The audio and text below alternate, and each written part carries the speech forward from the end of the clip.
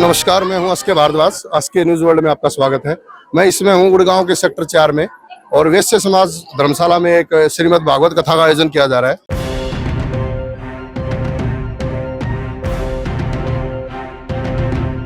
और इसके जो यजमान मुख्य हैं श्री संतोष श्रीपाल शर्मा जी, सविता सुरेंद्र कौशिक जी हमारे साथ हैं। आइए उनसे जानते हैं। सर, इस कथा का मुख्य उद्देश्य क्या है आयोजन? आप सभी के दर्शकों को प्रणाम करता हूं, नमस्कार करता हूं, श्री राधे राधे। आज जो है ये भागवत कथा शुरू हुई है और 24 दिसंबर तक, अगले रविवार तक ये भागवत कथा चलेगी। आज हजारों महिलाओं ने कलश यात्रा में जो शामिल हुई, कलश से उठाई, ऐसे हजारों महिलाएं शामिल रही। मैं सबसे पहले उन सब का धन्यवाद करता हूं। और जो बच्चे बुजुर्ग, ऐसी महिलाएं जो चल भी नहीं सकती लेकिन इस कथा में, इस यात्रा में वो चली, उनका बहुत बहुत धन्यवाद। और यहाँ ये भागवत कथा महिला शक्ति मंच गुरुग्राम की तरफ से करवाई जा रही है। उसमें हम सभी काफ़ी संस्थाएं शहर की शामिल हैं और काफ़ी गणमान्य लोग शामिल हैं और आसपास के लोग, महिलाएं, मातृशक्ति, वो सब शामिल हैं। तो मुख्य उद्देश्य है भागवत कथा कराने का, सनातन धर्म से जो सच्चाई जानने का, कुछ सीखने का, और समाज हित में, देश हित में ये भागवत कथा कराई जा रही है और सामूहिक रूप से कराई जा रही है। जो महिला शक्ति संघ है, ये महिलाओं के उत्थान के लिए क्या क्या कार्यक्रम करते हैं? अभी ये कोई पुराना संगठन नहीं है, हमें 1 साल पहले ही महिला शक्ति मंच बनाया है ये। और महिला शक्ति मंच के द्वारा जैसे बुजुर्गों की सेवा करना, गौशाला में जाना, ऐसे धार्मिक आयोजन करना। दूसरा, ऐसे बच्चे जो हमारी नज़र में आएंगे, जिनकी हम वास्तव में जो मदद करने लायक होंगे, उनकी मदद करने की कोशिश करना। धीरे धीरे इस मंच को ताकत देना, बढ़ाना और समाज के अच्छे कार्यों में उस समय को लगाना। और जो पैसा इकट्ठा होता है, उस पैसे के वजह से ऐसे लोगों को मदद मिले जो वास्तव में मदद की जरूरतमंद हो। सर, हिंदू राष्ट्र की मांग हो रही है आजकल, आप इस बात से कितना सहमत हैं? देखिए, हिंदुस्तान है, हिंदुस्तान में जिसकी मेजोरिटी ज्यादा रहती है, ऑटोमेटिक बात है, कहते ही है कि भाई वही होना चाहिए। तो बाकी है, हमारा सर्वधर्म देश है, सभी धर्मों का देश है, तो इसमें सभी को रहने का हक है, चाहे हिंदू हो और चाहे दूसरे धर्म हो, और कोई किसी को परेशान नहीं करता, सभी आराम से रह रहे हैं। यही मैं कहना चाहूँगा। जी, समाज को इस समय आप क्या संदेश देना चाहेंगे? मेरी तरफ से संदेश समाज को यह है कि भाई हम भागवत कथा जैसे आयोजन से, राम कथा जैसे आयोजनों से जो सच्चाई है समाज के अंदर और हमारे सनातन धर्म के अंदर, उसको जन जन तक ले जाना चाहिए। भागवत कथा से हम अपने परिवार को चलाने के लिए, अपने समाज को चलाने के लिए बहुत कुछ सीखते हैं, लेकिन सीखने का उद्देश्य होना चाहिए हमारा। अगर उद्देश्य सही मन से सीखते हैं, सही मन से उसको पढ़ते हैं और सुनते हैं, तो इसमें बहुत कुछ लिखा है। हमारे महापुरुषों ने, हमारे पूर्वजों ने, हमारे ऋषि मुनियों ने हमारे को बहुत कुछ दिया है जो हमें गिफ्ट में मिला है।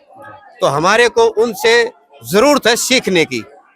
एक अध्यापक जिसको पढ़ाता है, हम उसको किस ढंग से लेते हैं उसके ऊपर डिपेंड करता है। तो हमने इसको अच्छा लगा तो ये कार्यक्रम एक सामूहिक रूप से रखा और उसमें मन से लगे हुए। मैम, आजकल सोशल मीडिया का युग है और इस तरह के आयोजन से आपको क्या सीखने को मिलता है? क्योंकि आज की जो यंग जनरेशन है सोशल मीडिया की तरफ भागती है, तो इस तरह के धार्मिक विचार है, जो धार्मिक संगठन है जो आगे बढ़ाते हैं, उससे आपको क्या सीखने को मिलता है?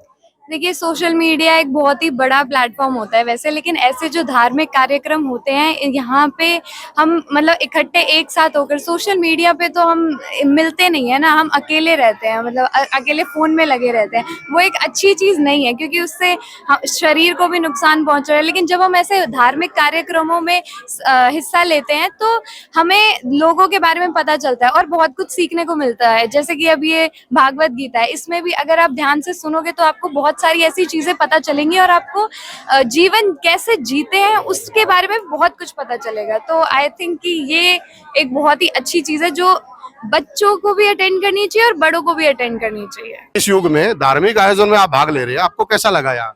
मेरे को यहाँ पे आके बहुत अच्छा लगा। मैं बहुत ज्यादा उत्साहित हूँ और ताकि जो मेरी जनरेशन के बच्चे, मैं उनको भी यही कहना चाहूंगी कि आप सब ऐसी संस्कृत कार्यक्रम में जुड़े। जी माता जी, कैसा लगा आपके आयोजन में? और शर्मा जी अभी क्रोध कर रहे थे कि कलश यहाँ रख दो, क्रोध का क्या महत्व है धर्म में? हाँ जी, कोई बात नहीं। अब असल में ना जैसे व्यवस्था को देखते हुए तो उन्होंने ये सोचा कि अभी तो एडजस्टमेंट हो जाए, उसके बाद जैसा भी होगा फिर हम रख लेंगे अपने आमदन की। तो थोड़ा सा क्रोध हो ही जाता है जब गेट टुगेदरिंग होती है ना, तो ऐसा कुछ हो जाता है। इसमें कोई बुरा मानने वाली बात नहीं है। क्रोध नहीं, जोश है, वो क्रोध नहीं है, जोश हाँ, है। कोई बात जी, युवा पीढ़ी का मोह भंग हो रहा है धर्म से, तो आप क्या संदेश देना चाहेंगे युवा पीढ़ी को? मैं ये संदेश देना चाहती हूँ, उनको समझना चाहिए इस चीज को कि हमें धर्म के क्षेत्र में आगे आना चाहिए और अपने मतलब बुजुर्गों के साथ मिल करके उनके साथ सहयोग करके उनके साथ पूरा योगदान देना चाहिए उनको। ये टीवी मोबाइल छोड़ करके अपने घरों में ना बैठे रहें और आकर के सत्संग सुने। जी, मेरी तो मैम टेक्नोलॉजी का ये युग है, तो इसमें क्या टीवी और मोबाइल छोड़ना संभव है? ऐसा है जी, थोड़ा टाइम के लिए तो छोड़ सकता है ना। टाइम तो हर चीज को देना होता है, जरूरी नहीं कि सारा दिन हम टीवी या मोबाइल में लगे रहें। कुछ टाइम धर्म क्षेत्र में भी देना चाहिए। जी जी मैम, आप क्या संदेश देना चाहिए इस मंच के माध्यम से? मैं तो यही संदेश देना चाहूंगी कि जो भगवत कथा है, कोई कीर्तन है, जो भी है, जो आजकल युवा पीढ़ी है या जो भी किसी तरीके के घर छोड़कर चले जाते हैं या शादी ब्याह अपने मन मर्जी से करते हैं, माता पिता का सम्मान नहीं करते, वो सब यही है कि इसी धार्मिक स्थल पे धार्मिक कार्यक्रमों में आकर भगवत कथा हो, कीर्तन हो, जहाँ पर अच्छे से अच्छा ज्ञान दिया जाता है, वहाँ पर यही है कि यहाँ पर आकर युवा पीढ़ी आकर जुड़े। जितना जुड़ेगी उतना उतना उनको अच्छे से अच्छा ज्ञान मिलेगा। अच्छा ज्ञान मिलेगा तो वो अच्छी राह पर चलेंगे, अपना जीवन सफल बनाएंगे। मैं तो यही कहना चाहूंगी। जी, हमारे साथ है गौरी शंकर महाराज जी और आचार्य जी के साथ हम अपने विचार साझा करेंगे। इस कथा का आयोजन करने वाले कौन है और क्या संदेश देना चाह रहे हैं समाज को? इस कथा का आयोजन महिला शक्ति मंच गुरुग्राम के द्वारा किया गया है, जिसमें मुख्य यजमान के रूप में श्री संतोष शर्मा एवं श्रीपाल शर्मा जी, सविता जी एवं सुरेंद्र जी हैं, सुरेंद्र कौशिक जी। इस कथा का आयोजन महिला शक्ति मंच के द्वारा निर्धन कन्याओं के विवाह हेतु, गरीबों के उत्थान के लिए, महिला सशक्तिकरण के लिए, बुजुर्गों के मान सम्मान के लिए और महिलाओं के उत्थान के लिए, विशेषकर मैं कहूँगा शिक्षा पद्धति आदि को प्राप्त करवाने के लिए किया गया है। और इसके अंदर ये प्रथम आयोजन है, महिला शक्ति मंच का ये प्रथम आयोजन है। और जब हम कहते हैं कि शुभ से शुरुआत, भगवान से अगर हम शुरुआत कर देते तो हमारी पूर्णता भी शुभ ही होती है। श्रीमन नारायण का ये वांग्मय स्वरूप श्रीमद् भागवत जी की कथाएं जब भगवान का श्रवण करते हैं लोग, तो उनके शरीर से जितने भी विकार हैं, जितने भी रोग हैं, उनका सब शमन हो जाता है। जिस प्रकार गंगा जी में स्नान आदि करने के लिए लोग जाते हैं तो उनके शरीर की शुद्धि होती है, लेकिन श्रीमद् भागवत जी के श्रवण करने से उनके शरीर की शुद्धि ही तो होती ही होती है और मानसिक शुद्धि भी होती है। मनुष्य सत्कर्मों की तरफ प्रेरित होता है और ज्ञान को प्राप्त करता है, क्योंकि श्रीमद् भागवत जी भगवान ही न, श्रीमन नारायण ही हैं। इनके सामने बैठ करके जो इनकी शरणागति ले लेता है, और भगवान तो शरणागत वत्सल हैं, अपने दीन बंधुओं पर बड़ी दया करने वाले हैं, तो भगवान की कृपा उनके ऊपर मिलती है। और जो भी ये कल्प वृक्ष बताया गया है, जो भी इच्छा करता है, जो व्यक्ति जो कामना लेकर के आता है श्रीमद् भागवत जी की शरण में, और श्रीमद् भागवत जी उसका वही परिपूर्ण कर देती हैं, उसको पूर्णता प्रदान करती हैं। महाराज जी, आजकल हिंदू राष्ट्र की मांग बड़ी जोरों से है कि हिंदू राष्ट्र होना चाहिए, इस बात से आप कितना सहमत हैं? देखिए, हमारा देश कहें या हमारी सृष्टि कहें, शुरू से ही हिंदू तो रही ही है। बाद में आकर के कुछ मजहब, हिंदू का मतलब ये नहीं है कि केवल एक भारतीय, हिंदू का मतलब ये भारतीय ही नहीं है, हिंदू का मतलब ये है कि जो हमारी सनातन परंपरा है हम उसके प्रति समर्पित रहें। हमारी सनातन परंपरा के अंदर कोई भी पहले ऐसे मजहबों की बात नहीं थी, जो भी थे वेदों को मानने वाले थे। हमारे वेद के अंदर कहीं वर्णन नहीं किया गया कि मजहब थे, वहां पर केवल भगवान को मानने वाले ही लोग थे। और वही आज हिंदू राष्ट्र की अगर हम बात करें तो हमारा विकास कैसे हो सकता है, वो हम सनातन परंपरा का जब अनुसरण करेंगे, वैदिक आचरण जब हम अपनाएंगे, तो हमारा राष्ट्र अपने आप हिंदू राष्ट्र बनना की ओर अग्रसर हो जाएगा। सूचना क्रांति के इस दौर में महाराज जी, जो टेक्नोलॉजी का प्रभाव बढ़ रहा है, तो लोग धर्म के प्रति विमुख हो रहे हैं, उसको उनके लिए क्या संदेश आप? देखिए, जब जब व्यक्ति अपने धर्म से दूर भागता है, हमारी संस्कृति से दूर भागता है, तो उसमें विकार आते हैं। और पहले प्राचीन समय के अंदर लोग वैज्ञानिक भी थे, हमारे ऋषि मुनि तो सबसे पहले अधिक वैज्ञानिक थे। टेक्नोलॉजी उस समय बहुत ज्यादा अधिक थी, ऐसा नहीं कि टेक्नोलॉजी आज ही है। जब हमारे भारद्वाज ऋषि ने उस समय विमान बना दिया था, तो क्या हमारी उस टाइम टेक्नोलॉजी नहीं थी?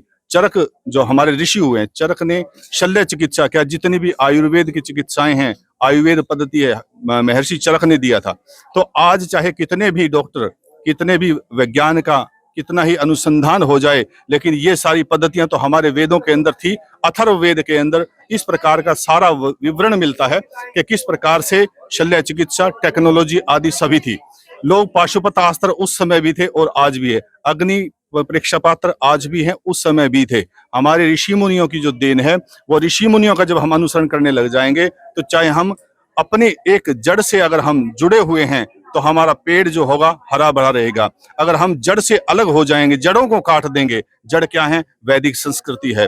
वैदिक धर्म के साथ अगर हम चलेंगे, हमारे हिंदू संस्कृति के साथ अगर हम चलेंगे, तो हमारा पेड़ हरा भरा ही नहीं, फलदार भी होगा। और इसका, क्योंकि हमारे प्राचीन समय के अंदर भारत ही एक ऐसा सोने की चिड़िया था जहां से विद्या ग्रहण करने के लिए लोग विदेशों से आते थे। हमारी नालंदा विश्वविद्यालय इस बात का प्रमाण है। जी, बहुत बहुत धन्यवाद महाराज। ये था आज का कार्यक्रम और आज के लिए बस इतना ही। आगे और अपडेट के लिए आप एसके न्यूज़ वर्ल्ड को फॉलो करें। धन्यवाद।